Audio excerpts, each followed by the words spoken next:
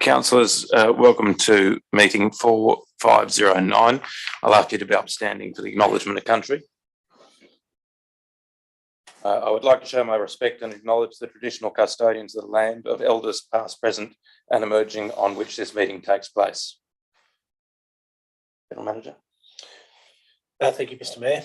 We thank you, Lord, for the honour of being called by our fellow citizens to this office of honour and trust. Give us grace, diligently and honourably, free from private interest or prejudice, to discharge the duties entrusted to us to the common good and as in your sight. Through Jesus Christ our Lord. Amen. Councillors, we don't have any apologies. Councillor Sanderson is joining us via Zoom. Now, are there any declarations of interest? No declarations of interest. I'll move to the confirmation of minutes of ordinary meeting 4507 held 16 May 2022. Councillor Quinn, Councillor Williams, moved and seconded. Any discussion? If not, those in favour? Against? That's carried unanimously. I do have a late mayoral minute, which I'll read out, which should have been circulated. Regarding the Queen's Platinum Jubilee. The Queen's Platinum Jubilee was celebrated from 2nd to 5th of June 2022. Royal celebrations in London were broadcast around the world, with festivities also occurring throughout the Commonwealth. In Australia, iconic buildings and monuments were illuminated in royal purple. Canberra's Aspen Island was renamed in Her Majesty's honour, and Australians were invited to send a personal message of congratulations and thanks to the Queen.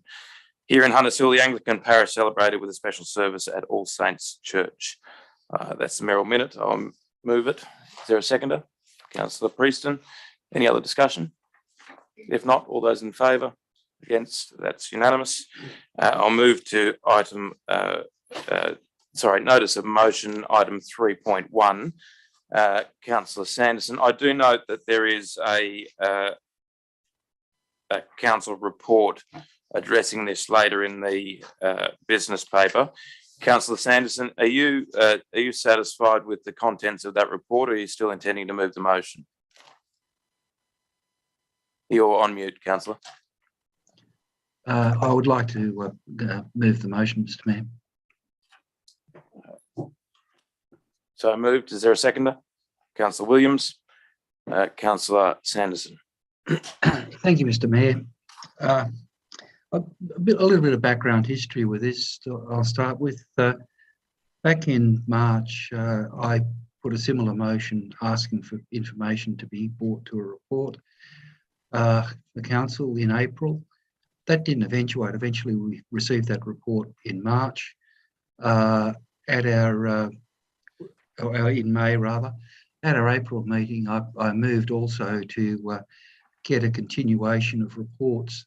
And I have had a look at the report later in the document, and I am a little bit disappointed that there's not more information out there for the public. And the reasoning by wanting to put it into a report to council was that there would be information going out to our community, so our community had an understanding of what was going on with this process. It's therefore my intention to continue with the motion. I just see it as just so important that we have the opportunity for the community to understand and be a constructive part of this process. Even as recently as this afternoon at a Bushland Management Advisory Committee, we had some incredibly well-informed members of our community around that table, and they were asking questions about what the DCP would be doing in terms of taking opportunities to protect tree canopy and so on.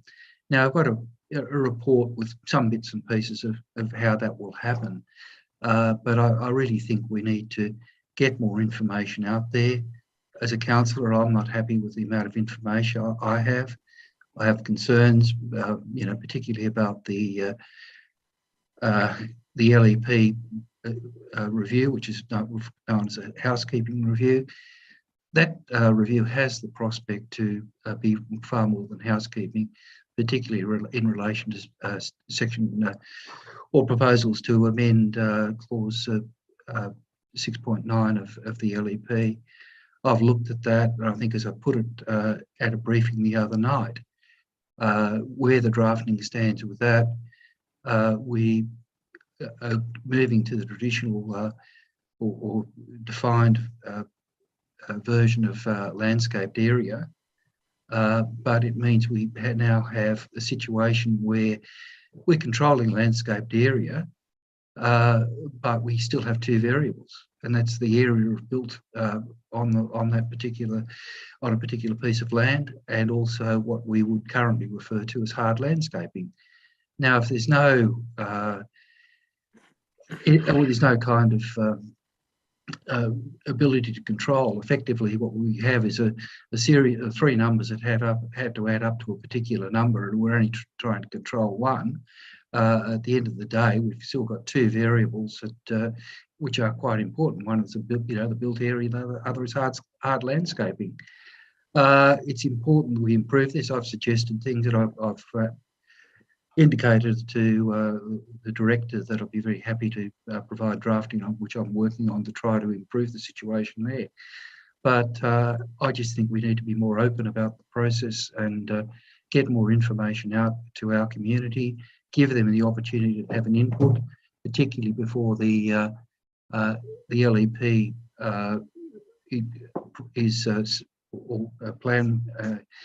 planning proposal is submitted to the to the Department of Planning and Environment. I'll leave that there for now, and I'll look forward to the rest of the debate. Thank you, Councillor. Any speakers against the motion? Just a question through you. Yes, Councillor Crasaway. With the lead time for in the information we received at the briefing last week and in the report later in the paper, just for the benefit of anyone who hasn't read that or wasn't at the briefing, the lead time for the submission does allow time for this to go to community consultation, correct? I believe that's correct, definitely correct under the timelines provided in the report. I'll go to the director. And how long? Mr Mayor, Madam Deputy Mayor, we have provided for late August for the draft documentation to be prepared. It would then go on community consultation. So the community consultation is not within the period from now to the end of August. It would be about preparing the draft document to a stage where it is ready for community consultation. And then at that point, once it's circulated to councillors, it would then go on to community consultation. And just further from that, so that's not community exhibition, that's community consultation from which we take feedback and comes back to council and amendments are made as correct. Comes back to council. Yes. And amendments are made at that point. Thank you. So I've got a question too, if I may, to you, Councillor Sanderson, if I may. So given that information we were just provided with, that there will be a period of community consultation to the director, I assume that's the standard 28-day. 30 days. I think 30 days. 30 days. Okay. So given that we will have that 30-day public exhibition consultation period, I'm just trying to understand how the officers can put together a draft plan when there's pieces of information coming in from all over the place before it actually hits a formal process of community consultation, where all of that can be corralled and dealt with in an appropriate procedural process. Councillor Sanderson. My concern is that my understanding of the process is that the community consultation does not commence until after the planning proposal has been, or the draft planning proposal has been submitted to Department of Planning and Environment. And I believe it's appropriate that there should be community input prior to that point in time. Perhaps I'll pass to the director to clarify. Mr Mayor, thank you. And Councillor Sanderson, I think the distinction's been made between community consultation and exhibition. I would agree that exhibition, certainly, after the planning proposal has been lodged, is relevant. Community consultation, however, can occur prior to that. So there's two separate elements here. exhibition is very formal. Community consultation is where you can throw it out there and seek response from the public. I think the position that staff are taking at this point in time is we would very much like to have a comprehensive document prepared that has improvements that the community can view and comment on. And naturally, once that consultation has occurred, we would then have a draft document, which could then form part of a planning proposal, and then it would be formally exhibited. Thank you. And correct me if I'm wrong, then it is largely in the hands of the department once it is lodged. Correct. After community consultation, then it is lodged with the department and in their hands to either, accept or reject components. Council would be given the opportunity to respond to the community, to the exhibition, and there'll be submissions provided in response to the draft LEP, the planning proposal. However, you are correct, the minister would ultimately be responsible in signing up on that planning proposal. Yep. So, Mr. Mayor, if I may ask another question. Yep. So therefore, back to you, Councillor Sanderson, and perhaps also get comment from the director. So I'm hearing now that there are two things taking place. There is a community consultation where the document in its draft form will be put out for community response prior, and then it would get tweaked, amended, prior to it then going on formal exhibition. Perhaps if the director can just clarify that's correct. Mr. Mayor, Councillor Quinn, thank you.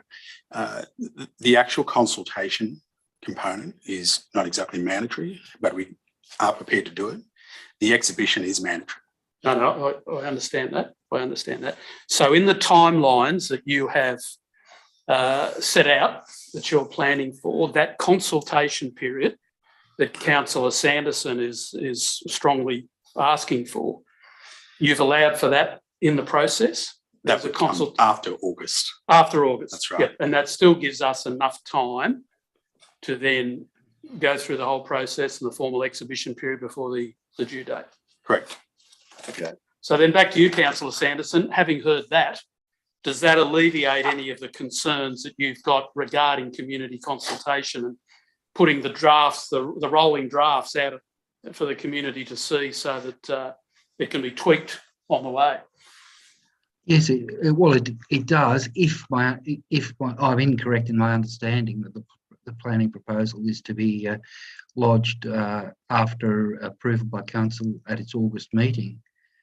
I mean, in terms of the time we need, if there's going to be consultation, if it were to be 28 days, it would need to commence in July for us to be able to take any notice before the planning proposal is lodged in August, as I understand. Sorry, Councillor Sanderson, I might be wrong. I'll ask the director to clarify, but I'm hearing that the draft documentation won't be prepared until August. And then after that draft documentation is brought to us in August, the 28-day or 30-day exhibition period will go ahead for community consultation. And then will presumably be brought back to council for adoption before it's lodged. Mr. Mayor, if I may. So we will have the draft LEP to council in August, most likely late August. From that point, a decision can be made with respect to community consultation. Actual community consultation is not a mandatory requirement. In late August, yes, the decision can be made to proceed with the planning proposal and formal exhibition, which is going to be a resolution of council. So it is not mandatory to undertake the community consultation ahead of that formal exhibition. In fact, the actual exhibition of the document can achieve the same thing if done properly. However, there is that option. Councillor Sanderson. Could I ask a question through you, Mr. Mayor, of the director, and that is, what is the planned lodgement date of the planning proposal to Department of Planning and Environment? So we will be seeking the endorsement of council of the documentation in late August before being able to advise on that date. But naturally, it will be as soon as possible following the circulation of the draft planning proposal to council. Okay. So, Councillor Sanderson. A further question, if you say as soon as possible, does that as soon as possible include time for community consultation? Naturally, if that is the desire to proceed with non-mandatory community consultation in addition to the formal exhibition, then so be it. That can be accommodated after August. Okay, well, I think that is absolutely essential. Sorry, I'm probably breaching protocol here, Mr. Mayor, but if you will allow me, if that's the case, I would be satisfied with that process, provided that we do have a consultation period following it being brought to August, and we do not lodge until after receipt of that consultation. Do I take that, Councillor Sanderson, as a withdrawal of the motion? No, I wonder whether an amendment might be more appropriate, because I would hope that all members of council would wish that we do have a consultation period before lodgement, even though I note that it, and was fully aware that it is not a requirement of the process set out by the state government.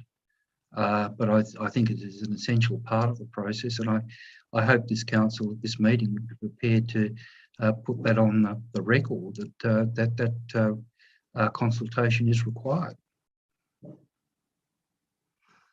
Councillor, I'm slightly in your hands here. Are you proposing an amendment, or are you proposing to move forward with debate? Look, if you like, I would be happy to do some amendment, and that would be 2 is the one about going on public exhibition, so that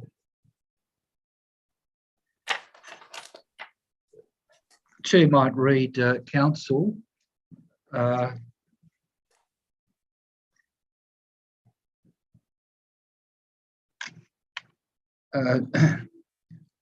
require a consultation period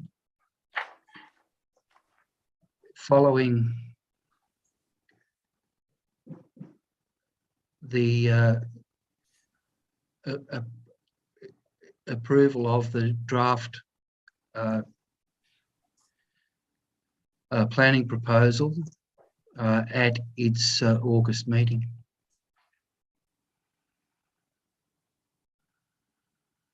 Is the seconder happy with that? No. No. So, Mr. Mayor, if I may, if that is the amendment that we're looking at, there seems therefore to be a clash with what's in clause 1, with a July commitment. Councillor Sanderson?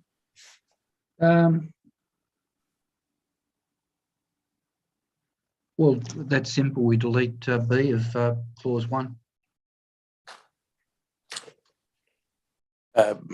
Councillor, I don't think that quite works, because the clause B, it's in part 1 of the motion, not in the parts A and B of part 1 that is referenced July 2022. Okay.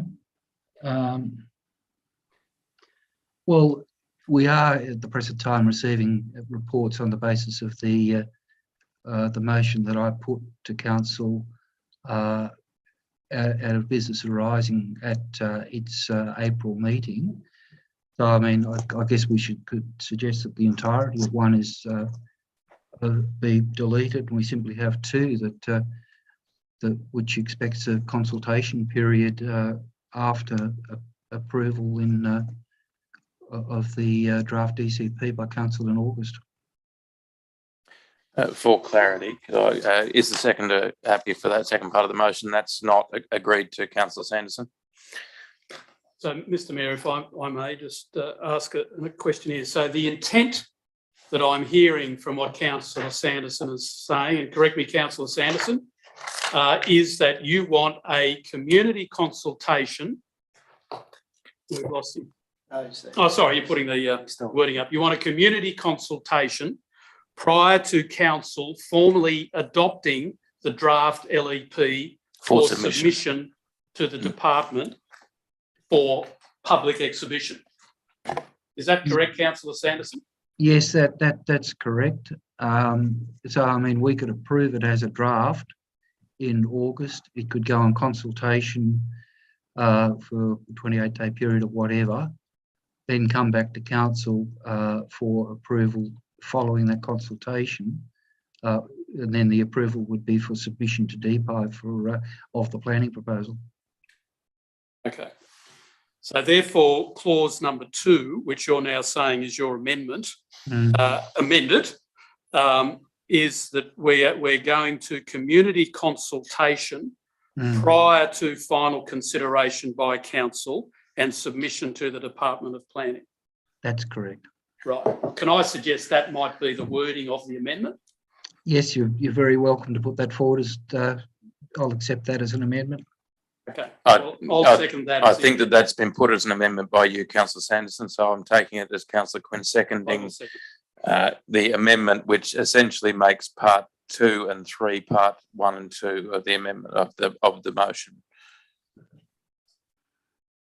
Okay, so what we're looking at now, So we're looking at the deletion of all of 1, as this is my understanding, the deletion of all of part 1, that part 2 becomes motion 2 becomes motion 1. Council require a consultation period following the approval of the draft planning proposal at its August meeting, and part 3 becomes part 2, that the most up-to-date revision of the draft LEP housekeeping planning proposal be placed on public exhibition prior to the final consideration by council and submission to the Department of Planning and Environment.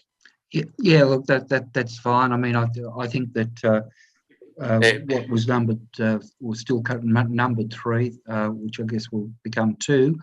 I think that would have happened anyway, but I think the important thing I was getting at is the public consultation before lodgement. If that is the case, and for pure simplicity, would you consider deleting the second point altogether and just having that council require consultation period following the approval of the draft planning proposal at the August meeting? So just point 2. That to me is a little bit too ambiguous, because that consultation period could be inferred as being the exhibition period after submission to the department. So I'd suggest leaving number 1, it's got a 2 against it, but it's going to become number 1. Council require a community consultation period following the approval of the draft planning proposal at its August meeting and prior to submission. Yep. And then you could incorporate the second half of the. We're skirting on the edge of not keeping him with the standing orders, but Councillor Sanderson, are you happy to for your amendment to read as Councillor Quinn has put it? Just allow me a minute, if you could, to read what we have. The council require a community consultation period following the approval of the draft planning proposal in the August meeting and prior to submission to the Department of Planning and Environment. Yes, that'll be fine. Okay. It's not quite what's on the screen. Which is not quite what's on the screen. So council require a community consultation period following the approval of the draft planning proposal at the August meeting and prior to submission to the Department of Planning and Environment. Yep. And if I may, Mr. Mayor, the process then has to happen of the public exhibition anyway, so we don't need to articulate that. Yes. And then the deletion of all of part 3 and part 2 becomes part 1. Councillors, are we happy with that amendment to the original motion? I'm happy with it. To second what Councillor Sanderson has. Yes. I'm happy to accept that as an amendment. Councillor Williams, are you happy to accept that? No. That's not accepted. Any debate on the proposed amendment? Councillor Crassoy. Thanks, Mr. Mayor. I'd just like to foreshadow that if this amendment and this motion are lost, that I would propose that point 2 that has just been so finely crafted actually be inserted into the report at item 4.9 on page 303. That is the council officer's report. That's the foreshadowed. Councillors, any other debate for or against? Councillor Williams, against, I'm assuming. Yes, Mr. Mayor. I've listened to the to's and fro's as to how the amendment has now been arrived at. I'm still, well, I don't know how you're going to achieve what you're attempting to do, because I'm still none the wiser as to exactly what is going to be in the new LEP and DCP and the issues that we're dealing with. We've had bits and pieces around. Now, what we're saying is that before August, we will have an opportunity for our community to be involved in the process. There's no comment as to what that involvement includes, but that would imply that we have to have by July the final version of the drafts to allow the community to have some meaningful dialogue on it. Now, are you going to give the community 1 week, 2 weeks, 3 weeks, 4 weeks to be involved? I would suggest at least 3 weeks. Then you'll need a period of time for staff to digest and analyse, which I would imagine would be quite a number of comments. So you need at least a week or two to do that. I just don't see how you can logistically achieve what you're doing in the time frame available to us. I've advocated the whole journey we've had with this LEP DCP in the last council and in this council, the essential need to involve the community early in this process. We need their insights, we need their concerns, we need their ideas in this process. At the moment, it is really just in the staff's hands, and it has been in their hands now for some almost 9 months. We've asked time and time again for community to be able to be involved in the process, and that hasn't been achieved. That's why I strongly support what Councillor Sanderson and I have put forward here, because at the moment, we're now saying, oh, there's going to be public consultation before we put it into the department. But there's no real timeline here as to how you're going to achieve that. And as I say, this is the most important document or documents, our planning instruments, in being able to instill the values of Hunters Hill into the way, look and feel our built environment in Hunters Hill. So I can't support something which I don't really understand how you're going to achieve or implement.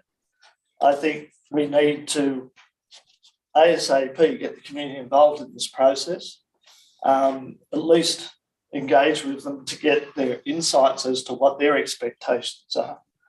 Otherwise, it will be just a token effort.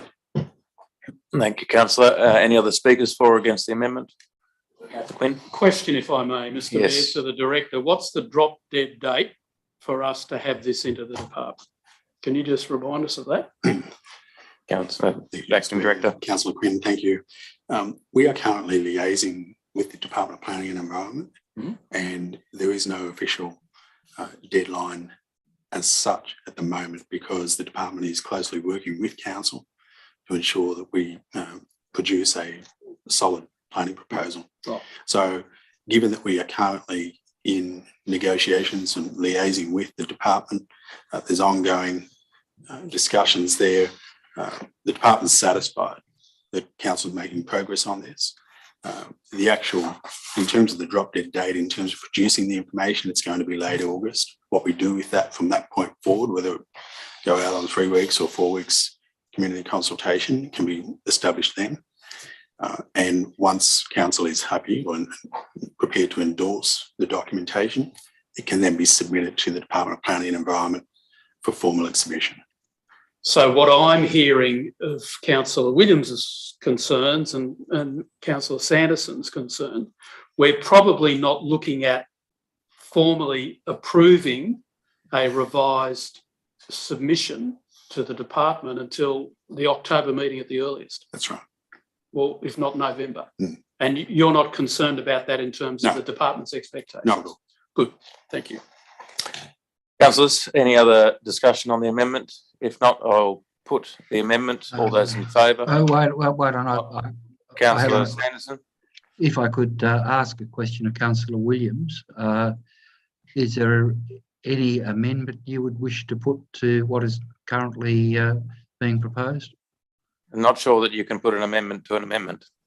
Councillor Sanderson? Well, I thought no. I think we have a. Well, I didn't think we had to vote on the amendment. I thought I'd accepted it. No, Councillor Williams has not accepted the amendment as the seconder to your motion. Councillor Quinn moved. Councillor Quinn seconded the amendment, and that's what's on the floor. Okay. Thank you. So, councillors, that being said, I'll put the amendment. All those in favour? Against? That is carried. The amended motion now becomes the motion on the floor. Any other discussion? For or against? Mr. Councillor Mayor, Sanderson, right of reply. no, Mr. Mayor, I would like to ask a question I put too early a little while ago, and that is whether Councillor Williams would like to put an amendment to reinstall some of the things that both he and I are concerned about. Councillor Williams, question to you. No, Mr. Mayor, because I believe the original motion had the intent and clarity. So I'm not prepared to move from that and start amending amendments. Thank you, councillor. That being said, I will put the amended motion, now the motion. All those in favour? Against? That is carried. We move on to item 4.1 on the business paper. We have a speaker for item 4.1, Dr. Sharp. The motion is 4.1, adoption of the 2022-23 budget fees and charges, long-term financial plan and rates and charges. Dr. Sharp. I'm speaking for Huddersfield Trust tonight. We're concerned that the version of the plan in tonight's business papers differs substantially from that which has been exhibited on Council's website, and therefore it shouldn't be considered tonight. The version, this is highly irregular because this plan was to be exhibited before it could be considered for adoption. And the plan that's exhibited is not the one that's in the business papers tonight. So if you're to adopt this plan, you have a choice of adopting a plan which is not current and has been since been changed, or you can adopt a plan which has not been exhibited. And I don't think either of those is a satisfactory outcome. And so I think you should choose to refer this to a future meeting. The problem is that the version before you tonight removes references to the draft property strategy, although the version on Council's website this morning still included reference to the draft property strategy.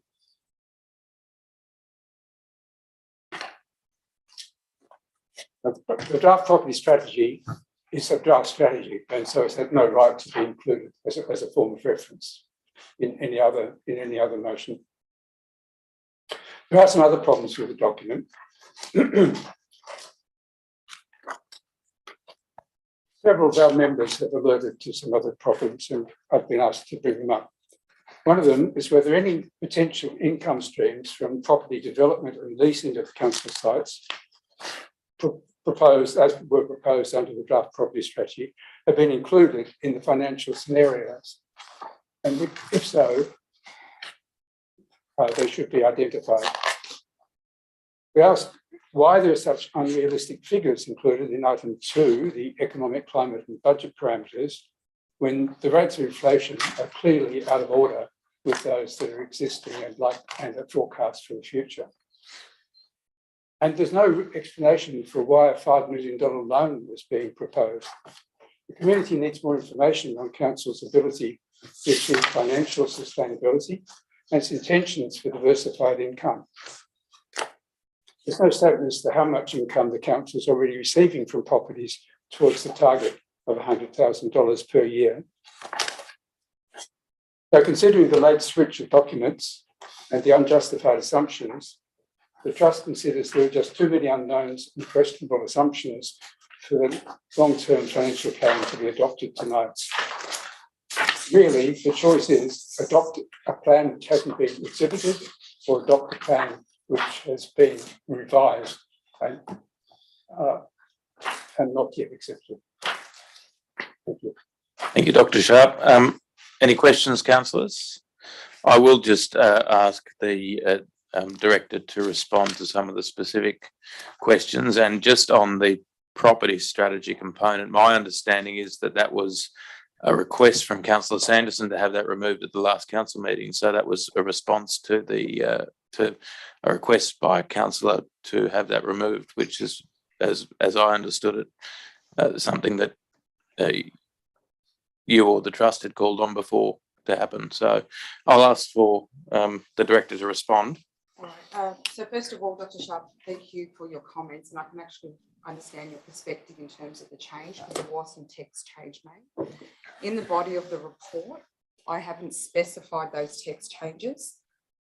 What I have done in the body of the cover report to deal with the budget is to deal with material variations where it concerned money. And the material variations, when it concerned our finances, from what was publicly exhibited in May, were the capital grants that we have subsequently received. So that's itemised on the cover report.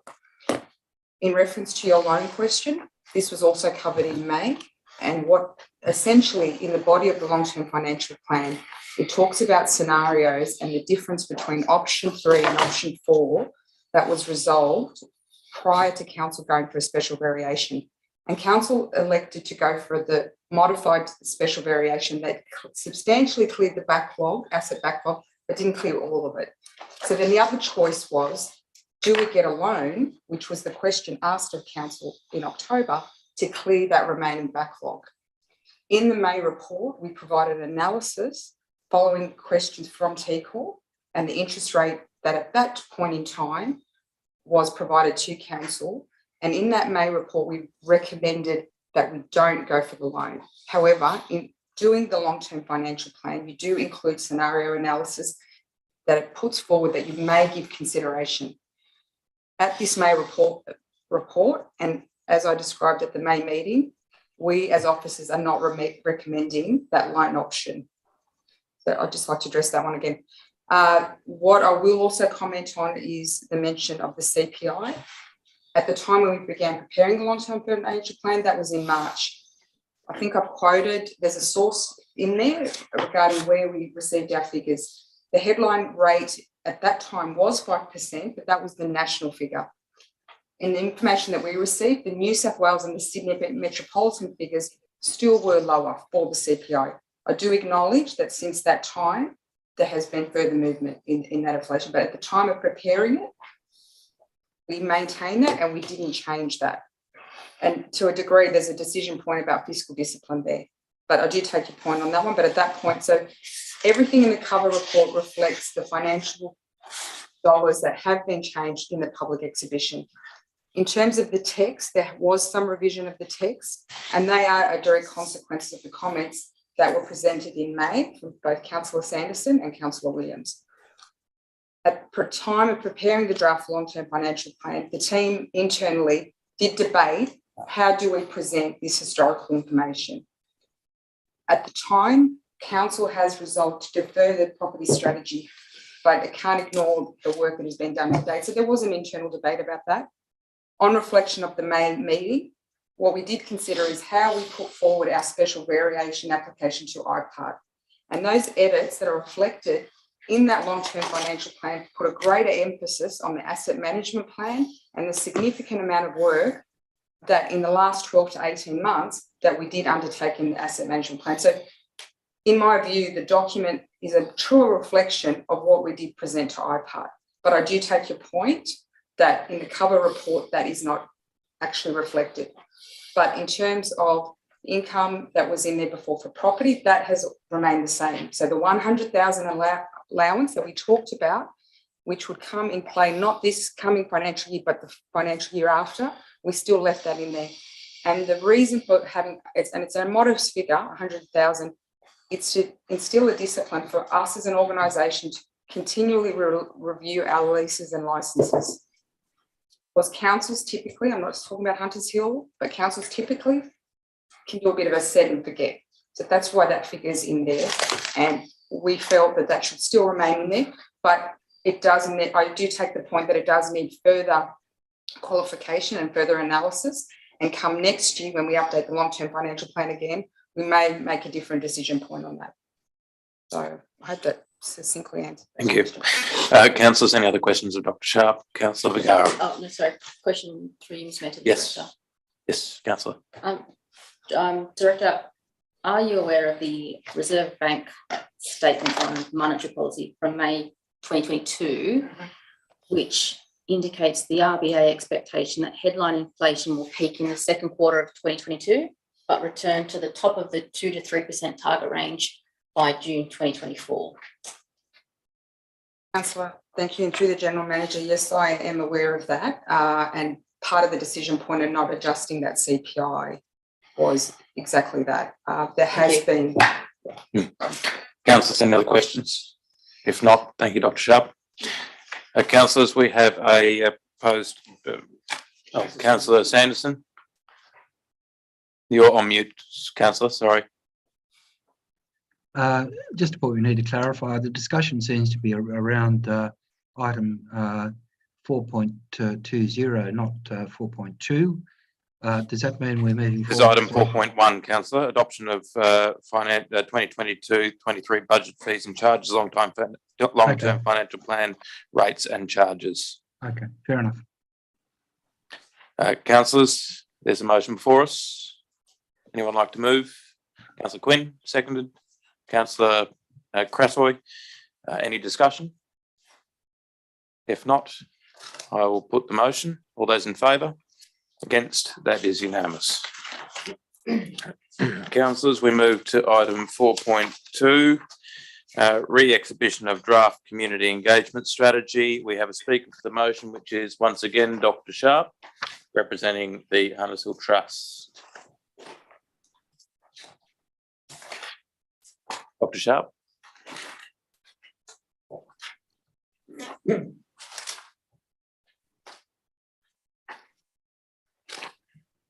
Thank you. As a body that engages with council on many matters, the trust is keen to see the council's policy of engagement fulfills its stated intentions. Accordingly, we suggest a few amendments.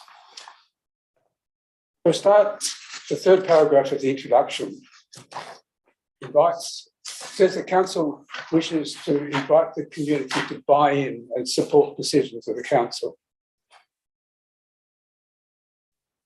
I'd like that to be amended to read, our community has the capacity to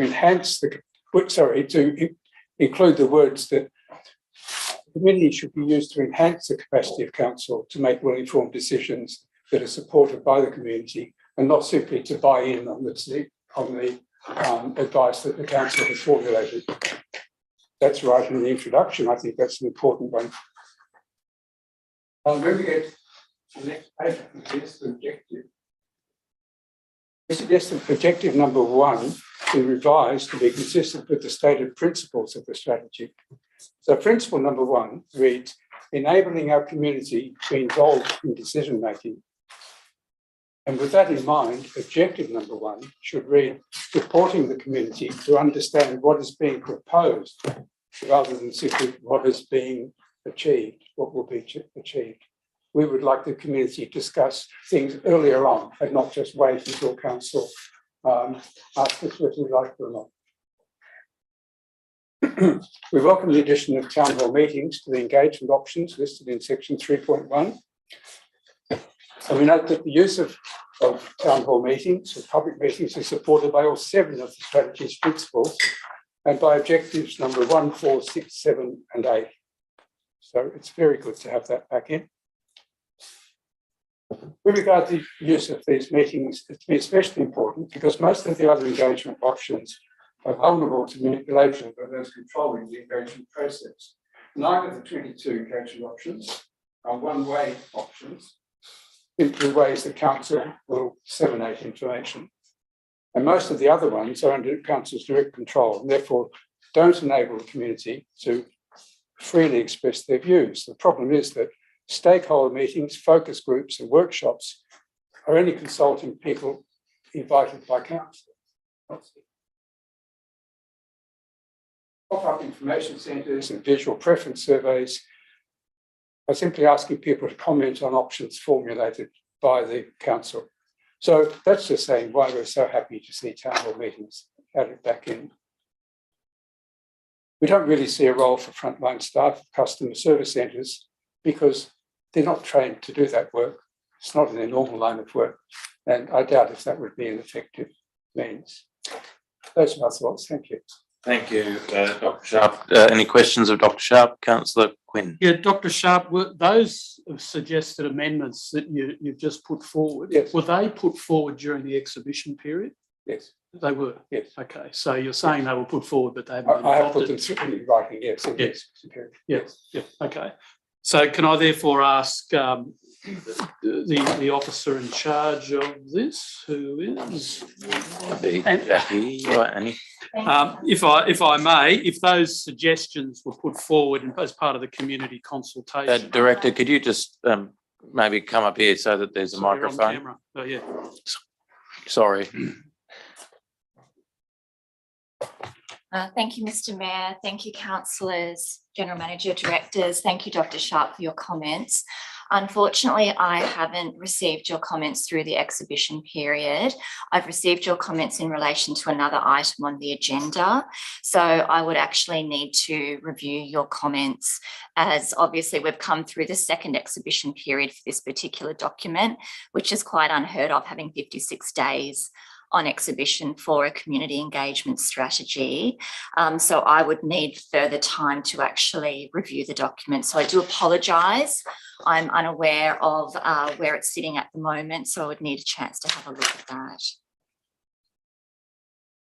Councillors, any other questions? Councillor Quinn? Well, I'll just go back to Dr. Sharp then. When were those suggested amendments? When and how were they submitted by the trust? A couple of minutes before the deadline. Via email or? Yes, by email. Right. Yes. To which, sorry, Dr. Sharp, through customer service. Yeah. Okay. I would, sorry, through you, Mr. Mayor, yes. I would suggest that's probably what's happened. If it's just a couple of minutes prior to the deadline, it may have reached customer service and then it's not transpired to get to myself to then comment back to you individually. And it may be sitting in the records management system. So I can certainly check that on my return to the desk. So I apologise for not receiving. Is there another, should I not use that address? No, certainly use that address in the future, and I'll just chase it up from the back end to find out what's happened. So I appreciate your comments. This document will not stop council doing its regular business, and it won't stop council from continuing to engage with the community. We are moving in a really strong direction at the moment, and we're very mindful that engagement is important across the board, both from a staff perspective and from a councillor perspective, obviously. So I have no problem with having a look at your submission and tweaking that to ensure that the trust are comfortable with it. It won't change our course of business, and it's important that we get it right. So if that's okay with the General Manager, we're happy to put that one on hold and I can bring it back to the next council meeting. Thank you. Councillors, any other questions of Dr. Sharp? If not, thank you, Dr. Sharp. We move to item 4.2. Councillor Sanderson, your hand's in the air. I'd note that you sent through an amendment earlier, which is appreciated. Good. I'd like to move that the adoption of the community strategic plan be deferred to consider the submission of the Huntersville Trust. I'll second that. Seconded, Councillor Williams. And then I would add the point 1 that I have in the amendment that I sent through earlier, which is a very minor change. It's only a matter of changing 5 words in the document, but it is an important error as I see it. That point being to accord with the point 3C of Council Resolution 079/22 of 16 May 22, that the strategy be amended, including the last paragraph, paragraph 12. To be consistent with these amendments, the last paragraph should be amended to read, which I'll only read as far as the alterations go, but I'll put the full paragraph there. The table over the highlights, the table over page highlights the number of councils' major engagements and a level of engagement which will meet or better legislative requirements. The reason for that amendment being that, as it reads, it suggests that the table includes the legislative requirements rather than the requirements that the fact that it doesn't reflect the fact that we have, in fact, increased the levels of consultation required. Thank you, So Councillor. That's the motion. Councillor Quinn, Mr. question. Mayor, I'm going to move that this matter be deferred until the next meeting of council to allow for further instruction, conversation with councillors and consideration of the Hunters Hill Trust submission. Councillor, is that a foreshadowed? I'm foreshadowing that. Yes, because I think that is largely covered in Councillor Sanderson's amended motion. That part one is that we defer, and part two is that we make those minor wording changes that are being pointed to in part two of his motion. Look, again, I'd be happy to accept an amendment. Councillor Sanderson. Sorry, I would be accepting. I'd be happy to accept an amendment from Councillor Quinn to incorporate anything that's missing from my motion to incorporate, what he's including. Although I have some doubt about the discussion behind closed doors. Councillor Sanderson, we've got a motion on the floor. Sorry, Yep. can I, if I may, Councillor Mr. Quinn. Mayor, can you, Councillor Sanderson, I'm a bit concerned about what you just said about discussion behind closed doors. What I'm proposing is simply to give council staff time to review the document, given what we've heard tonight, that the trust put in a submission which wasn't considered because of some administrative delay, whatever it might be. So it's a simple deferral of it to allow that information to come in, and also for you to be able to provide the detail that you're putting forward so that this can then come back to us at the next meeting. Yeah, well, Simple deferral. Right. Well, it's open to an amendment. Councillor, I'll persist with the current motion. Councillor Sanderson, we've got a motion on the floor. Any other speakers for the motion? I don't really know what the foreshadowed motion is trying to achieve in addition to what's being achieved with this motion. It's primarily deferral, and I think Councillor Sanderson has quite rightly pointed out a change that needs to be considered by the staff, so that when the report comes back, or the strategy comes back to council, that those matters are being considered and included, rather than having them to be then changed at that point. I think it's more than adequate to defer the matter based on what we've heard tonight, and I do apologise to the trust for not having that document available for consideration. But it's very important that the matter be deferred, and basically that's what we're doing in Councillor Sanderson's in my motion. I don't see the need to go through another iteration of the discussion or debate. But I will comment that what we've heard tonight from Dr. Sharp on behalf of the Trust just amplifies what I'm talking about constantly, that community is not just there to receive the outcomes of our discussion. they always had good insights. They always had good intent in terms of trying to assist council, particularly in terms of how the community might perceive an issue. So I think it's great that Dr. Sharp has brought these issues to the table, and I think we can improve the documentation by adding them in, and that's what the deferral will allow us to do, along with allowing to incorporate those issues which Councillor Sanders raised. Councillor Williams, thank you. Are any speakers against the motion? For the motion?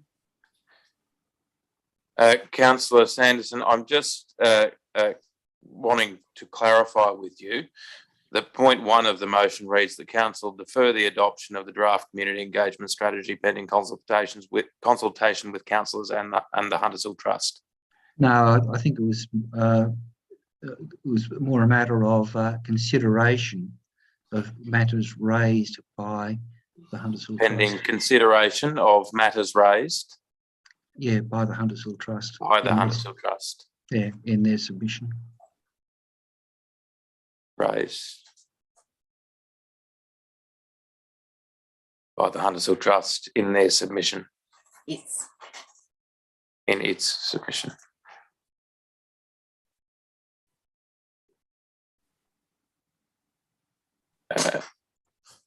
Councillors, any other speakers for the motion?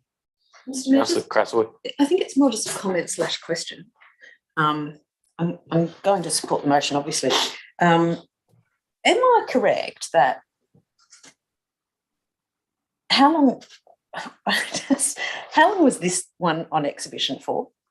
56 days. 56 days. Mm. So that after 56 days exhibition, 2 minutes before public community consultation exhibition finished, the Trust submitted a series of comments which were forgivably overlooked in the system, and this is now being deferred a month. And I guess my comment is that working collaboratively and productively with our communities, it's a two-way thing.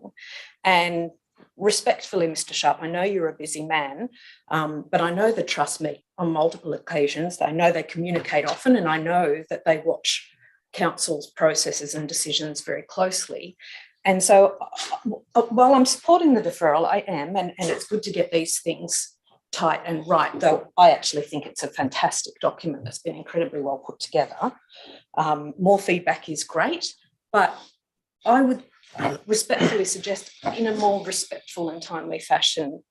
We're a small council and our staff work very hard to meet the needs of us as a demanding council and of our community, who are also rightly demanding of this council.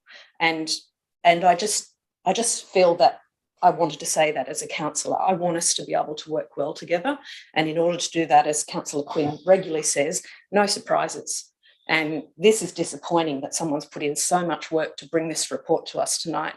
They've stayed back from their family to answer our questions on this report tonight. And now it's been deferred another month, and they'll be here again next month, staying back from their family to support us to make the right decision. And I just would respectfully like the Trust to keep that in mind in how we engage. I think it's very important that it's a two-way relationship, and that's how we'll get the best outcomes. Thank you. Yeah. Thank you, Councillor. Councillor Williams. Can I just make one observation on Is it a question? Because you've already spoken to this motion. Well, if you're going to invoke those sort of rules, we just had free-ranging debate. All I wanted to add was the Trust is in good faith put in there within the time frame allowed by council. There shouldn't be any burden put on them. They've done the right thing. Council Yes, has. they have. Yeah. And respectfully. Councillors, any other discussion for or against? Councillor Sanderson, right of reply. If no one else wishes to comment, yes, I'll have a brief comment. Look, I think one of the problems with the process is that we're putting things out for 28 days of consultation, and then we're expecting to adopt whatever the proposal was, with all of that input from the consultation included. On many occasions, 28 days, there's only 28 days between one meeting and the next. In this case, there happened to be 5 weeks, which gave staff only a week to work on this. So it's understandable that some things were overlooked and we end up with a late report at the end of this paper. At the end of the day, I don't see, or the problem seems to me to lie in our process. There's no fault with staff, there's no fault with the trust, but it's important that we get documents like this right. It's been pointed out that deferral is not going to affect things in any significant way. So I think it's important that we'll allow this document to be improved to the greatest possible extent before it's adopted. Thank you. Thank you, Councillor. And along those lines, I'd like to thank Annie for the work she's put into this document. I too think, along with Councillor Cresswell, that this is a very good document, and we can consider the submission from the Trust and get it to the next council meeting. That being said, councillors, I will put this motion. All those in favour? Against? That is unanimous. I move to item 4.3, the 2 ficus hilly trees located on High Street adjacent to the corner property of Pittwater Road, Hunters Hill. There's a motion before us, councillors. Councillor Quinn moved, seconded. Councillor Prieston. Councillor Quinn, would you like to speak to the motion? Oh no, Mr Mayor, I'd simply say we've got a comprehensive report there. It is understandably there's a lot of concern about the removal of this tree. But I'm also aware that over the years, the ficus trees are very invasive trees in terms of infrastructure and residences. And I'm aware of lots of cases in the past where similar considerations have had to be made about these trees, where council has also done its best to keep the trees if possible. But there comes a point where you can only go so far in trying to keep them, and I think this is an example of that. Thank you, councillor. Any speakers against? Councillor Williams. Yes, Mr Mayor. I don't agree.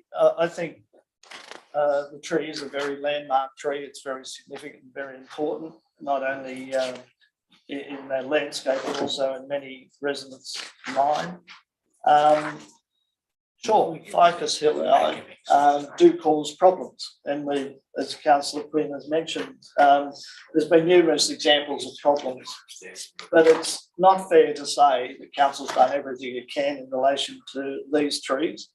It has allowed, in my view, hasn't managed those trees effectively over the years, in particular one that we're talking about taking out today. So I don't agree that the evidence weighs up that the tree should go.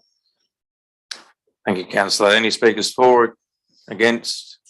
For Councillor Cresswell. Just a question through Yes. you, Mr Mayor.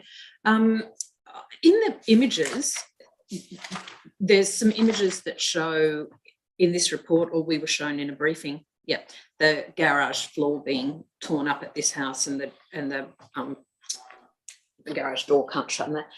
But isn't that closest to the tree down the hill that's not proposed to be removed?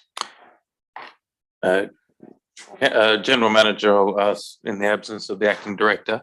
I will say that there are 2 very comprehensive arborist reports that identify the issues around the root structures, but I'll invite the General Manager to comment. I don't really have a lot to add other than the arborist reports, Mr Mayor, but you're right, Councillor Cresswell, that the damage pertaining to the garage as such is the tree. And that is also where there is damage being caused to the road as well. Yeah. I also want to obviously reference that there is a replanting strategy as part of this report as well. Councillors, any other questions? Councillor Cresswell. Yes, just another question, thank you. Because in the recommendation here, it says that one tree be removed at the top of the hill and the report be referred to our insurance provider. Great idea. As far as that other tree goes, is that operational and that's why it's not in the report, how that other tree is going to be dealt with regard to what Councillor Williams was just saying, that he believes these trees haven't been, over the many previous years of council, haven't been managed well enough to continue to survive.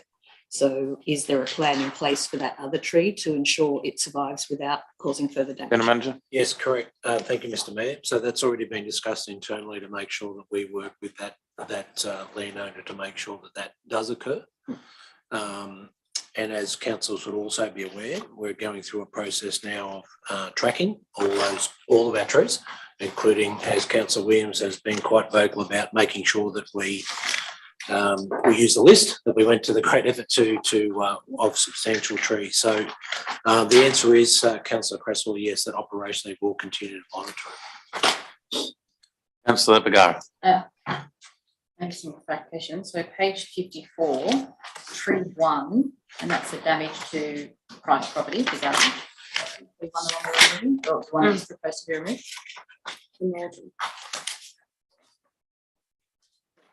Image 2 on page 54 refers to tree 1 closest to Pittwater Road and identifies the damage to the private property. That's the damage to the front gate, I think. So the garage is there. That's Yeah. the garage, isn't it? Yeah, that's true too. But anyway, as the General Manager says, it's an arborist report. But So just through you, Mr. Mayor. Yes. Councillor Bergara, the image on page 54 to the top right, my memory of that image is that is in fact the front of the house. The garage at the front of the house. no, the garage. No, the one on the top right of the page. Yep. Yeah. So this is the garage Yep. down the bottom. Mhm. The top right is at the front of the property.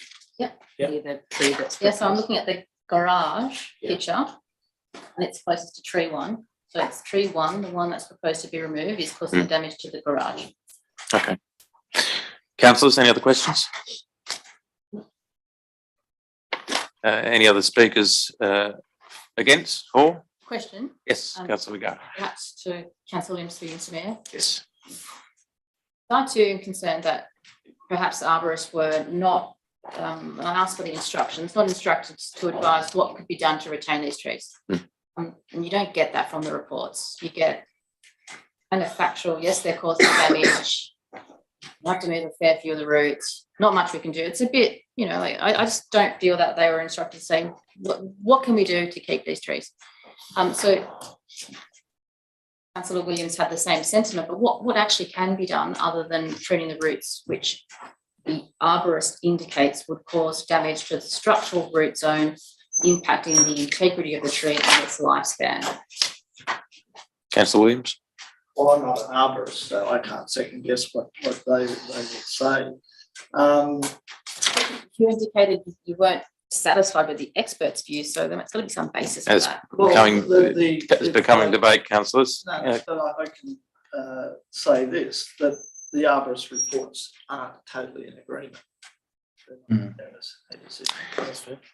Councillors, any other speakers for?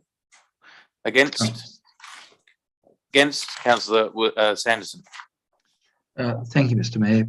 Look, I do note I think it's the second of the two reports, they do say that the matter is not urgent. We don't need to act all that urgently.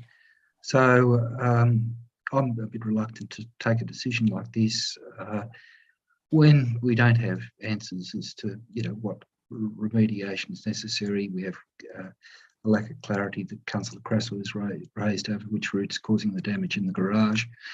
I note also that the slabs under the garage are incredibly thin. Look, I think it needs a bit more investigation, so I'm not prepared to support the proposal at this point in time. Thank you, Councillor. Any other speakers for the motion? Councillor Preston.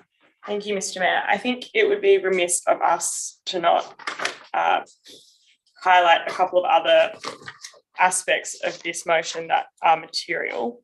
For example, the cost that will be borne by council of repairing the residents' infrastructure. So that's at over $80,000 already. And also we've in my view, gone to great length to investigate the situation. We've procured the services of two arborists, two experts who've produced very lengthy and detailed reports. These reports both say that the pruning that would need to be done to these trees will cause significant damage to the structure, as Councillor Bagara pointed out earlier, and it will not be enough to sustain the tree's lifespan. I think that as a result, the recommendation provided by the report is sound and should be supported in light of the costs that would be borne by council the costs already being borne by council to repair the damage and the future costs that would be involved if we didn't go ahead with the removal of the tree. Thank you, Councillor. Any other speakers for? Councillor Crassoy. Supporting the removal of the tree, and with my apologies to everyone.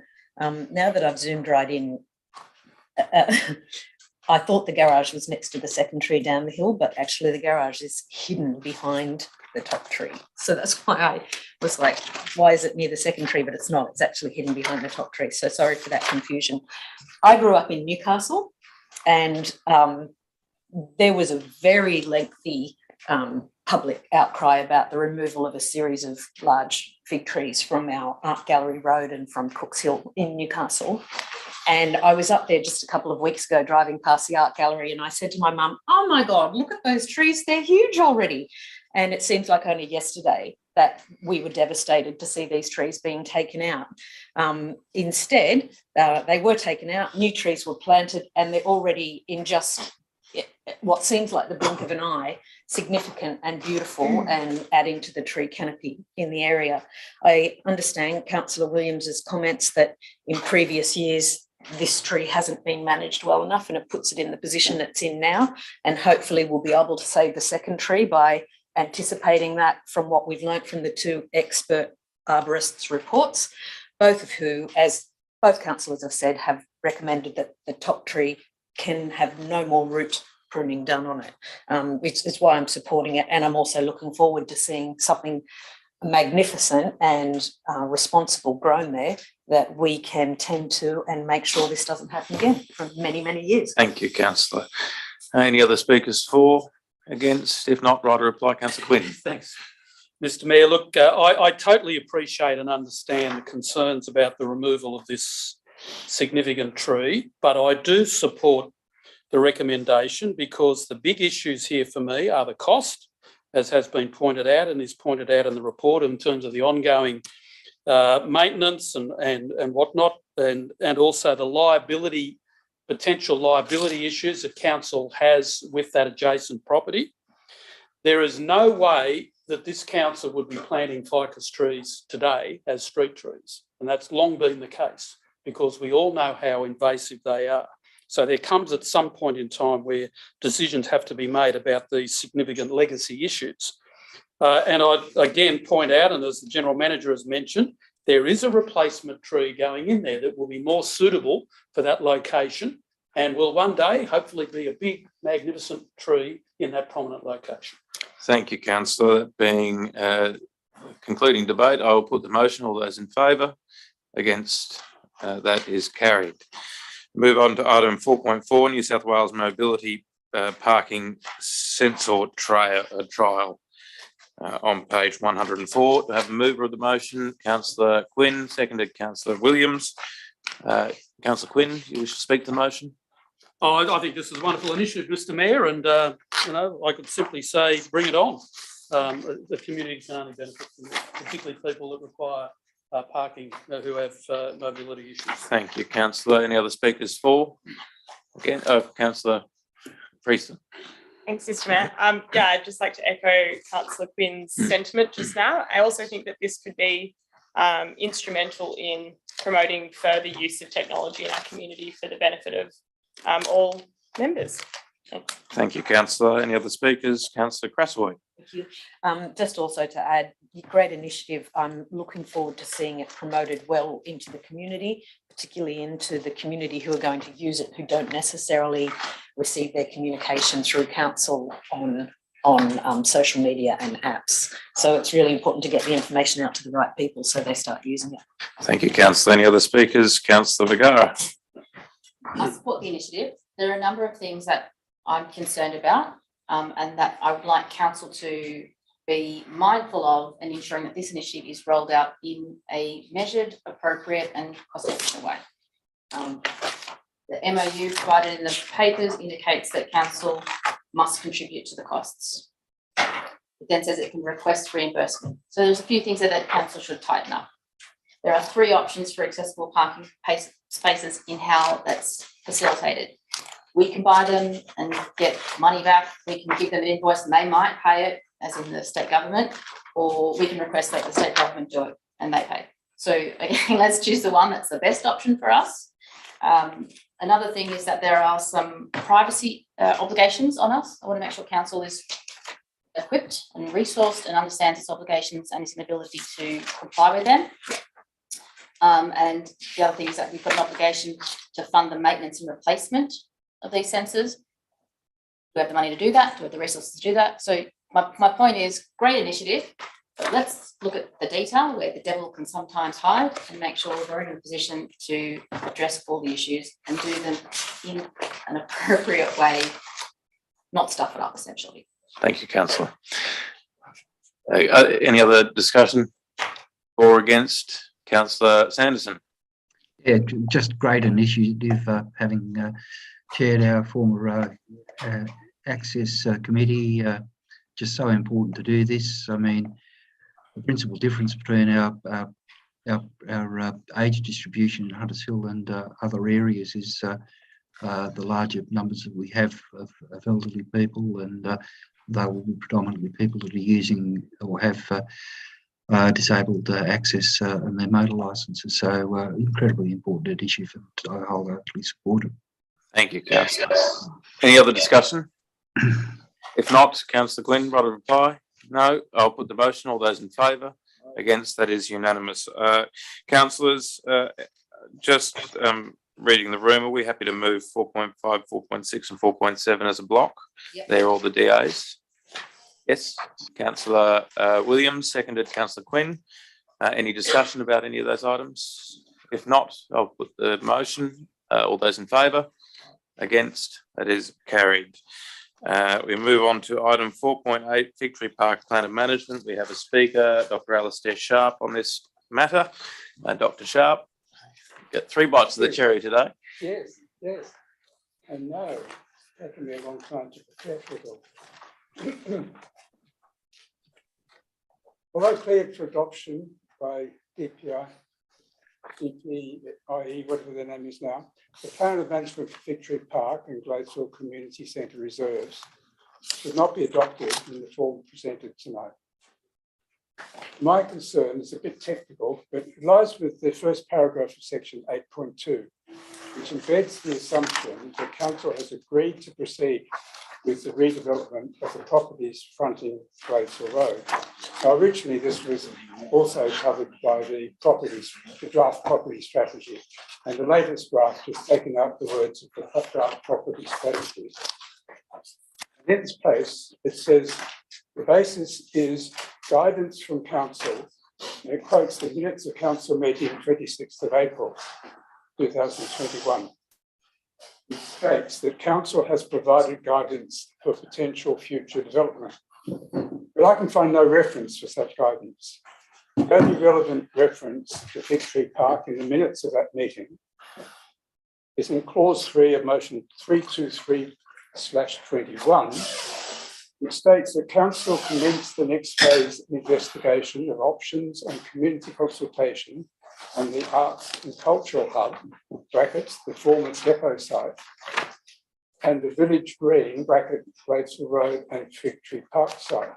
But this is an intention that council commence the next phase of investigation, and it mentions only in relation to the Arts and Cultural Hub. Not even an intention to develop all the other proposals, and to my knowledge, it hasn't been acted on. The first paragraph, section 8.2, is simply inaccurate. It must be deleted before the plan can be adopted. Thank you, Dr. Sharp. Councillors, are there any questions of Dr. Sharp? Councillor Crasaway? Well, just to, and I'm tapping into the Brains Trust here for a little clarification around that. I recall councillors new councillors might have even watched the meeting when we were presented with the draft property strategy, which we didn't endorse on the night. And though what we did do as a council was resolve to continue to explore the Fig Tree Park and the arts and cultural hubs for proposed future development. So I think there is an assumption. That is correct. Because you're saying there is no impetus for there to be an assumption in this document that those things be considered as. Or have I misunderstood you? No, my point is that the section 8.2 is carrying on from the property strategy, talking about all of the possible redevelopment along Gradesville Road. But the minutes only talk about that tiny little fraction of it, the arts and cultural hub. They don't talk about the development of residential or a library or a hall or anything like that. And Councillors? there is no no backing for the statement that's embedded in that first paragraph of 8.2. Councillors, any other questions of Dr. Sharp? Thank you. If not, there's a motion on the floor. No, Councillor, I'd like to move a motion, Mr. Mayor. Yes, Councillor Williams. I'll modify what's here. Council adopt the plan of management for Fig Tree and Gradesville reserves with the deletion of section 8 of the report. Is there a seconder? Councillor Sanderson? Councillor Williams?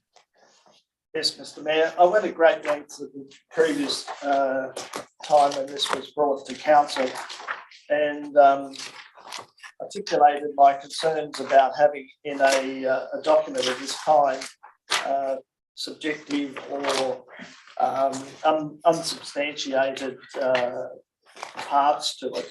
And here we are talking about some future use that we haven't quantified, that has no underlying documentation.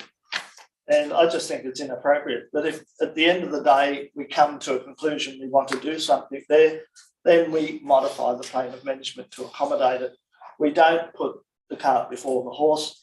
It's critical that these documents stand as factual documents, documents that can be implemented. At the moment, section 8, and I raised it the previous time it came to council, and the general manager of the day, or actually the manager of the day, agreed that it could be deleted, but council chose not to. So I just think it's inappropriate in a document of this type, and has been pointed out by the trust that they feel it's a difficult thing to be in there. I might also mention that we do not have a property strategy, never had. It's a community infrastructure plan, which was resoundingly rejected by the community. Any other speakers? Any speakers against? Councillor Quinn? No, I'm not. Question. I've got a question. So just to Councillor Williams, in terms of, so you're talking about removing all of clauses 8.1, 8.2, 8.3, 8.4 through to page 76. Is that right? That's correct. Yep. Section 8, future use. Yep, right. Thank you. Any other any speakers against, councillors? Any speakers for? Councillor Sanderson? Thank you, Mr. Mayor. Yes, I recall that meeting well. I recall putting an amendment similar to that of Councillor Williams, that section 8 of that amendment, or section 8 of the plan of management, just be completely deleted. My feeling on it is not the job of a plan of management to be looking into the future and making suggestions as to what council might do with land that is currently community land, particularly if it goes to the extent of potential residential development. That is certainly not the job of a plan of management. A plan of management is a plan as to how we look after community land. Once it becomes some other form of land, or operational land, the plan of management has no place. So as the plan of management would have no place if it were already operational plan, it certainly has no place while it's community land, which might become operational land in the future. But the plan of management should have there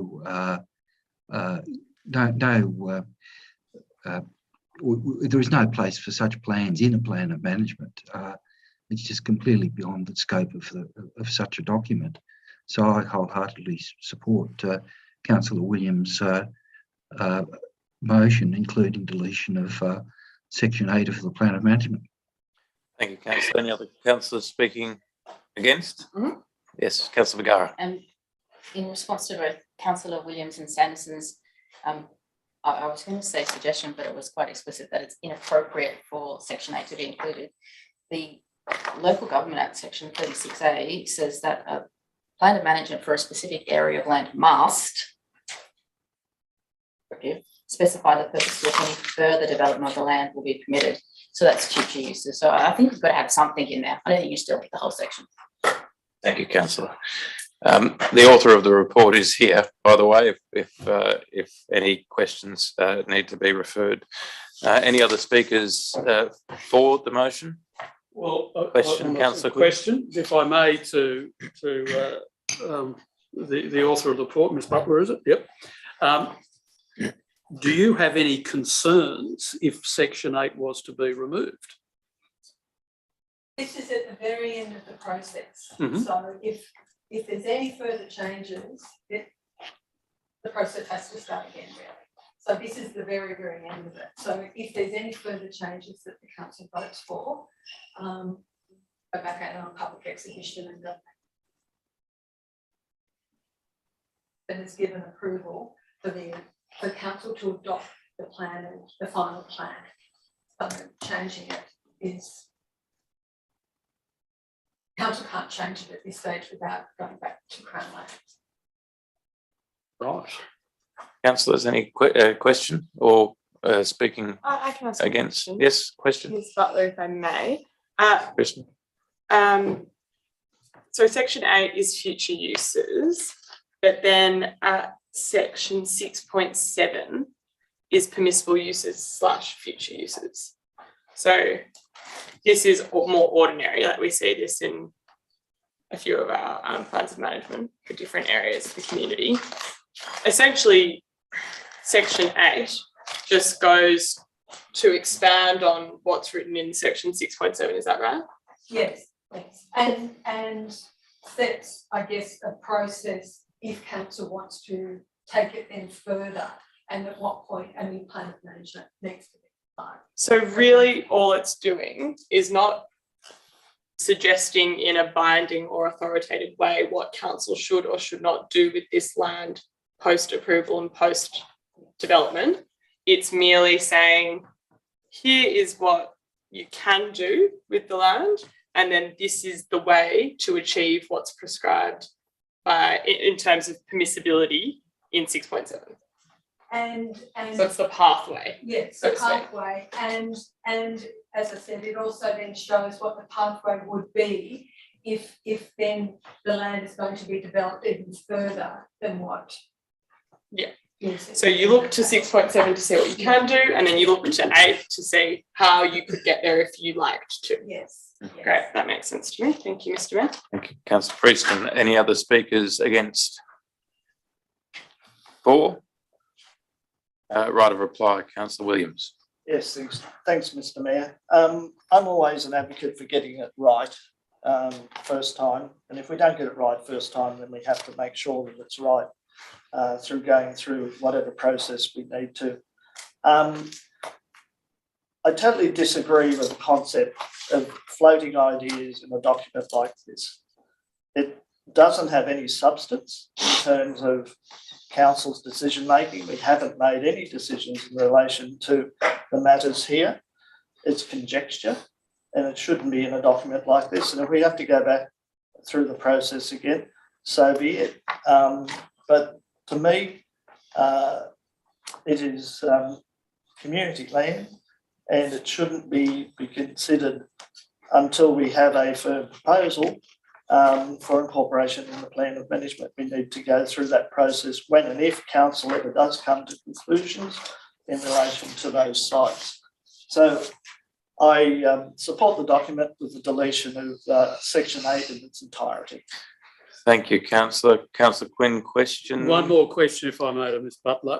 Point of order, Mr Mayor. Once You've just done your order report. Right, Yes, that's right. Fair That's enough. right. Yep. Okay. That being the case, I'll put the motion. All those in favour? Against? That is lost. Councillors, do we have another motion? May I ask a question first Yes, to Ms Butler? Councillor Quinn. Now, were there any submissions during the exhibition period saying get rid of clause 8? I would need to refresh my memory, but I think, yes, I think there were some. Mhm. But I would need to go back and check exactly what was said. Right, right. Yep. Okay. Councillors, do we have a motion? Perhaps the one in the business paper? Councillor Vergara? Yes, seconded. Councillor Crassoy. Do you wish to speak to it? Against? If not, I'll put the motion. All those in favour? Against? That is carried. Move to item 4.9, report on status of LEP DCP review. Councillors, move Councillor Prieston, seconded Councillor Quinn. Any discussion, Councillor Prieston?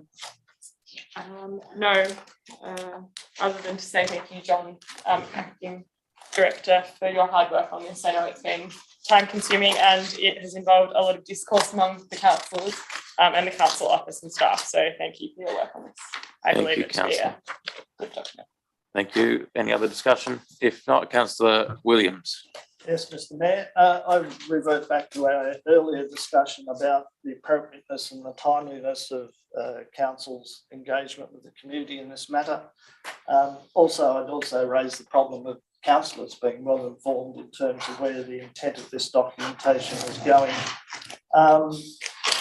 There are critical issues in the LEP DCP that the scarce information that I've had in private briefings to the exclusion of the community.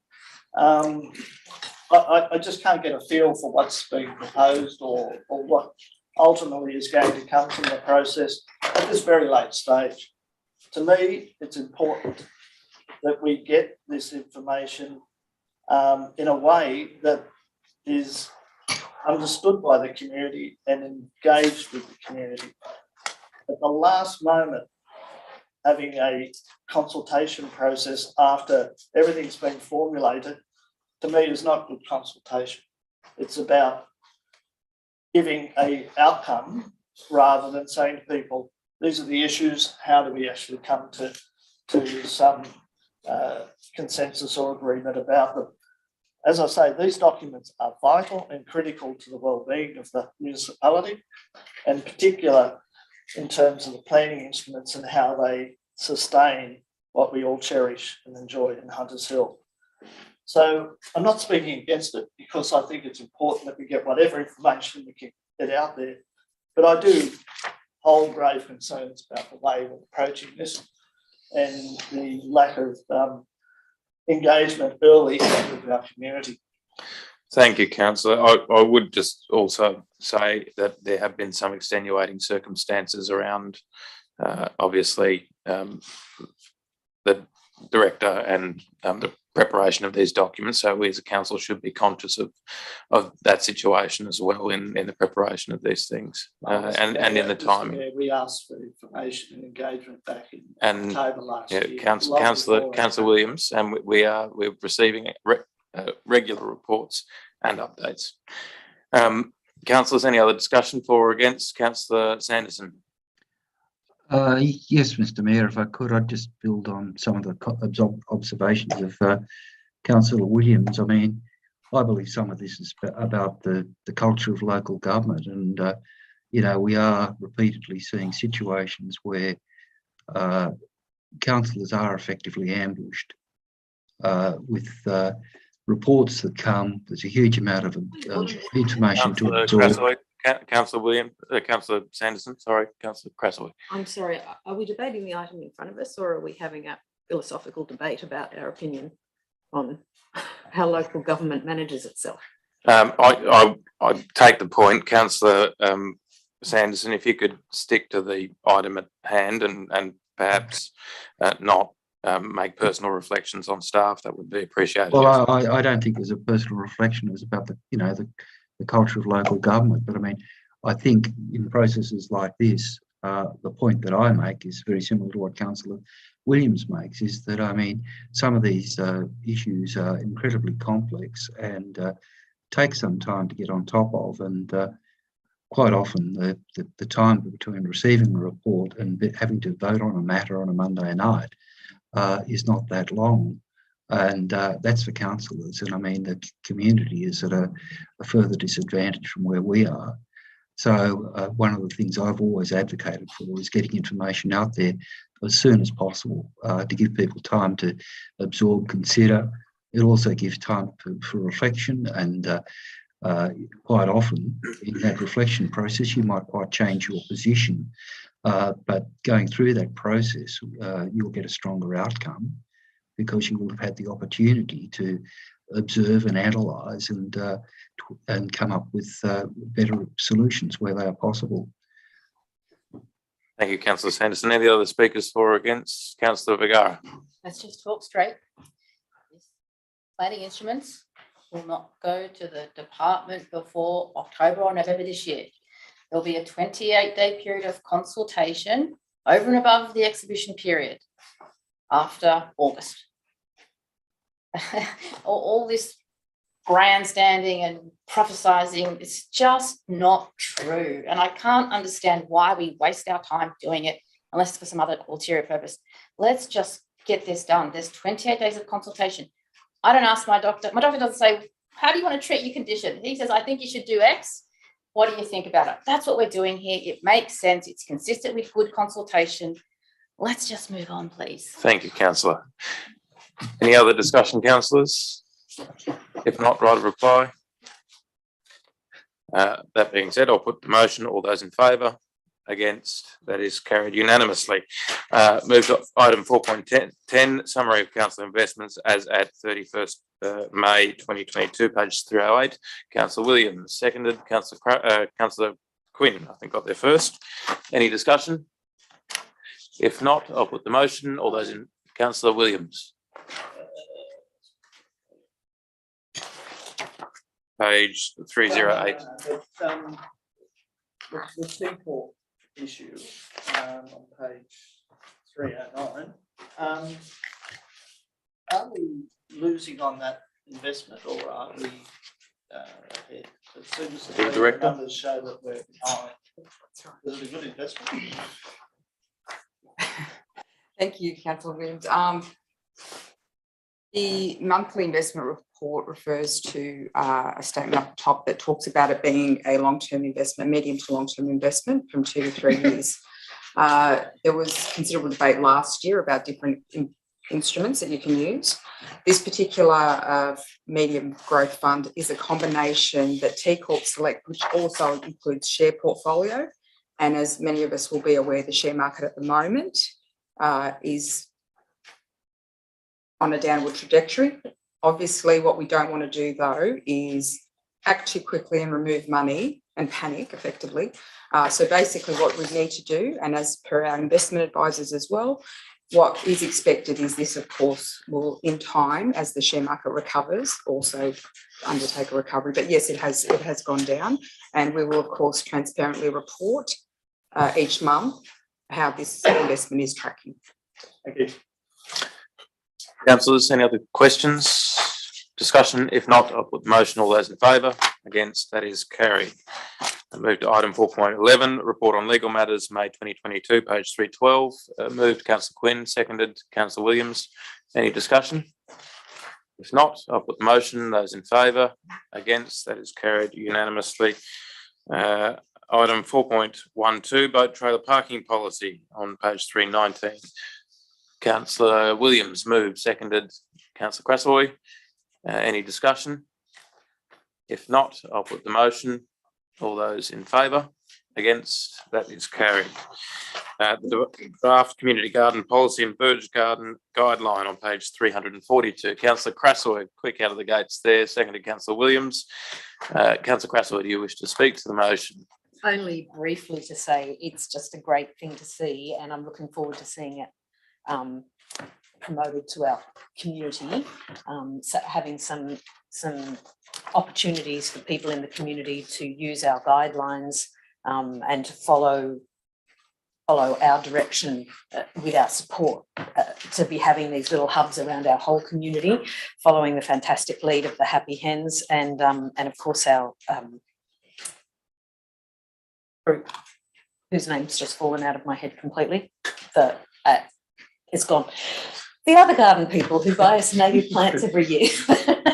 Anyway, I just think it's great how we're going to grow our plants. I noticed that it's not for veggie patches on your front verge, and it's about education and more biodiversity and more green canopy. So it's a good thing. Thank you. Thank you, Councillor Crassoy. Any other discussion? If not, Councillor Vigara. Just a question. Yes. I just didn't see it in the paper about whether or not this policy went to public consultation. Councillor Drew, you, Mr. General Manager. Oh, I'm very sorry, Mr. Mayor, but this is long before my time. It did, but It it was a did. while ago. Yeah. It did. Councillor Williams. Yes, Mr. Mayor, I echo Councillor Crassoy's comments. There is a real need in the community for opportunities for people to get together and produce community gardens, and likewise express their desire to enhance the environment through the grass verges. And these two documents, the policy and the guidelines, draw upon some of the better solutions other councils have found, in the spirit of giving a more structured process and more certainty to residents when they embark on this process. Also gives council opportunity to understand through the registration process the intent and objectives of the individuals who are doing this, or collectively the community. It also protects those individuals and the community groups, knowing what they need to do in terms of insurance and safety issues. So I commend them. They have been a long time in the gestation. Not quite sure why it's taken so long, but I know from personal experience with many residents approaching me as to what they do and how they do it. This will give them some clear understanding of council's intent to support these processes and give them structure about how to do it. I commend them. Thank you, Councillor. Any other discussion? If not, I'll put the motion. All those in favour? Against, that is carried unanimously. Item 4.14, Community Grants Program. Any move the motion? Councillor Crassoy, seconded. Councillor Prieston. Any discussion? It's pretty straightforward. If not, I'll put the motion. All those in favour? Against, that's unanimous. 4.15, election to fill a casual vacancy on the Local Government New South Wales Board for the Office of Director, Metropolitan Urban Council. Moved Councillor Williams, seconded Councillor Quinn. Any discussion? If not, all those in favour? Against, that's carried unanimously.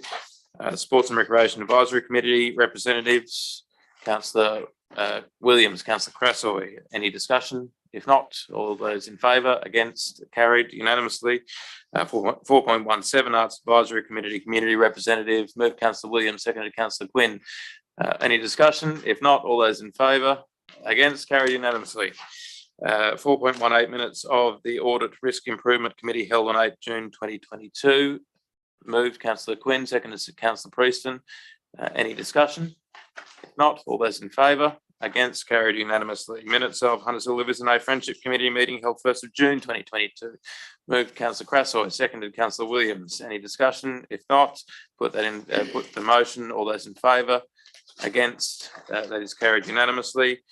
We have a late item, councillors, 4.20, which was circulated to you and also should be on your desk. Taking a moment on 4.18. Oh, sorry, councillors, I was moving too quick for the GM, it would seem. 4.18. Just like F1 there for me. Mr. Mayor, I just want to just for comment. Just a very quick comment to the councillors. I have mentioned this before, but just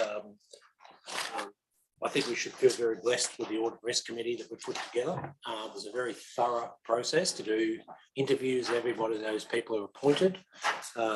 We're fortunate that they're all Hunters Hill residents as well. And the great thing about it is they bring such a diversity of both financial and risk management.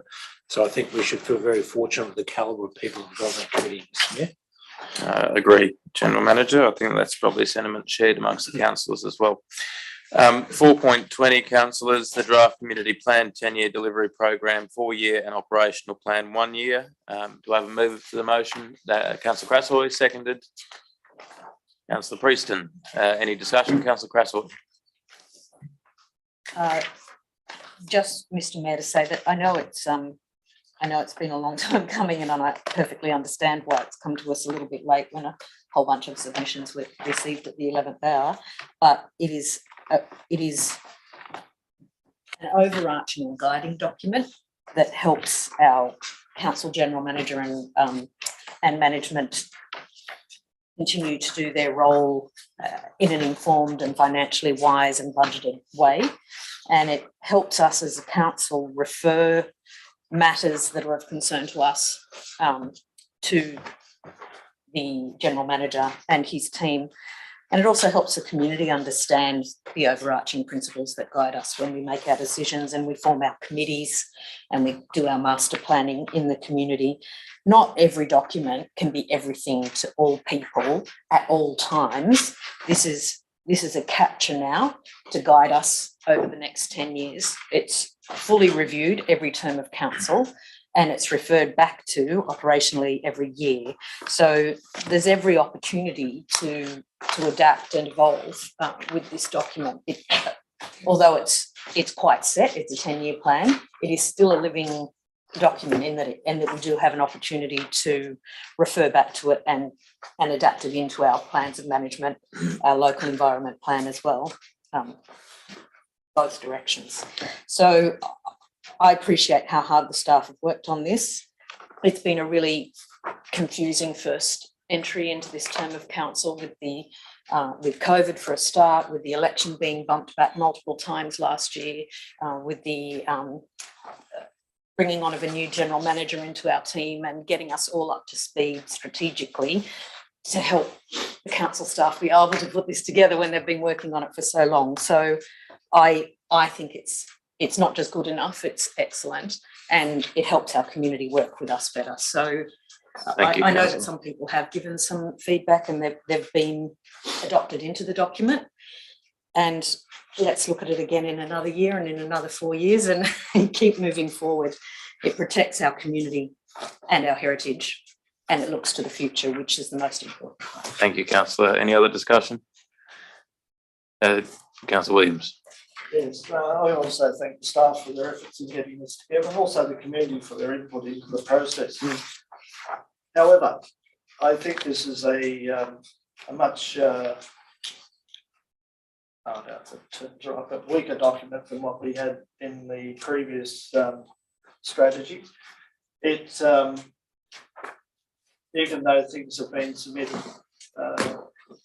towards the end of the exhibition period, which is totally legitimate, I don't see them being really embraced or built into the system.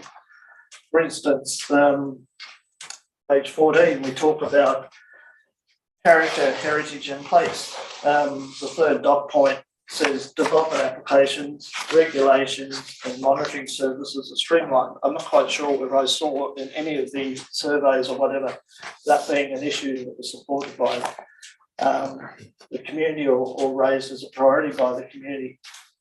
Sure, we need to have the best systems in place, but I don't know what that means. Does that mean we cut out a whole lot of stuff that now protects our municipality heritage?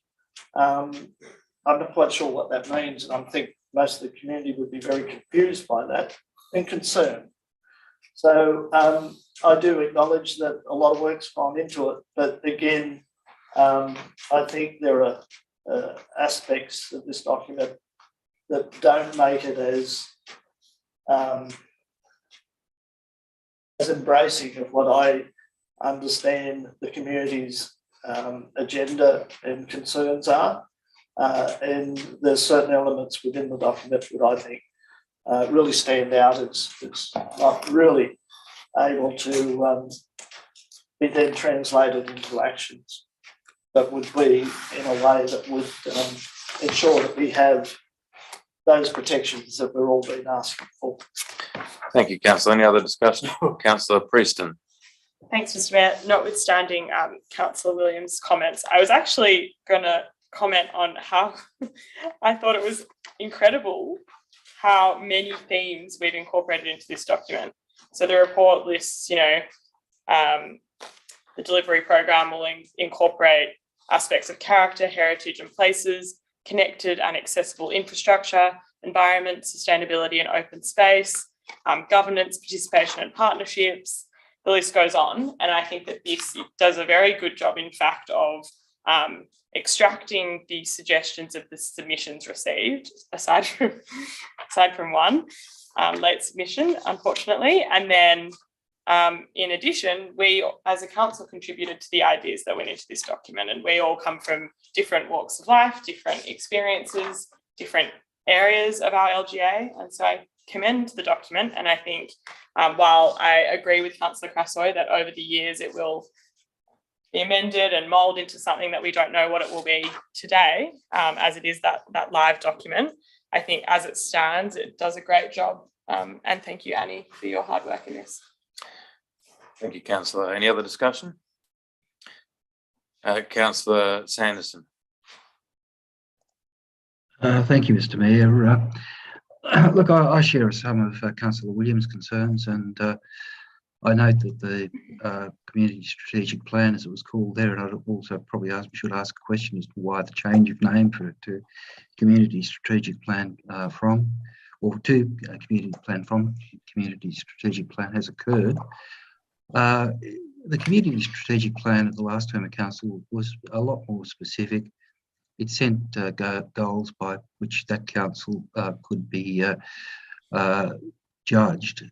This document tends to be rather more vague. Yes, a lot of good stuff has been brought in, and I'm very grateful for those who made submissions to bring some of the important things about our municipality, about its unique character, its unique heritage. And I was looking the other day, something to do with CAP, and in terms of density of heritage items in our municipality compared with the city of Sydney, basically the founding city of this nation in European times, of course, acknowledging it still and remains the nation of our Indigenous people. But comparing those, the actual number of heritage listings per kilometre of area is extremely close in Hunters Hill and the city of Sydney. Nothing else comes close. It's something that's cherished by this community, and it has to be valued. And I was disappointed that the earlier drafts didn't recognise it, and I think really the current draft should probably recognise that further. However, I guess we've got what we've got, and we can't delay this any further. And I thank staff for the work they put in, and I hope that we can draw good material out of it. That provides a guidance. And I note that, and I know this is a meeting this afternoon, that in the three terms of reference I wrote for committees, last term, one carried over to this term. My first source to go for to find a reason for having that committee was to look at the community strategic plan. What was it that the community was expecting that that committee could add to? Unfortunately, this document isn't specific enough to really provide that evidence. And you know, I admit I'm a detailed person, and you know, but I personally would like to see the document a bit more detailed. But that's just my perspective. Thank you. Thank you, Councillor. Any other discussion? At the risk of being contrarian, I think that the documents put together are fantastic, and I thank Annie and the staff that have put a very good set of guiding documents for this term of council and beyond. So I think that the amount of work that goes into these things, even the longer term councillors on council can't quite comprehend what the staff do behind the scenes sometimes. And I know that an enormous amount of work goes into these documents by Annie and by many other people, many other staff at council. So I thank them. Right of reply, Councillor Cresswell. Thanks, Mr. Mayor, and thanks everyone for your comments and feedback, and particularly that everyone generously acknowledged how hard the team have worked to put this together for us. Let's not forget, though, that this document won't go sitting on a shelf somewhere, never to be looked at again. And it won't always have to hold us with our arms behind our backs when decisions need to be made or changed. It's our job as the council to hear what our community want. And while we're informed by our overarching documents, all of our IPNR documents, we were elected by people in our community with various values, and we represent them all.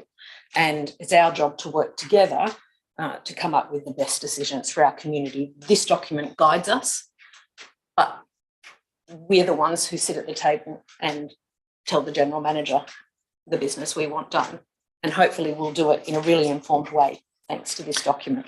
I know there's plenty of people in the community who will be very happy to know that their DO process and the way they engage with council is being streamlined.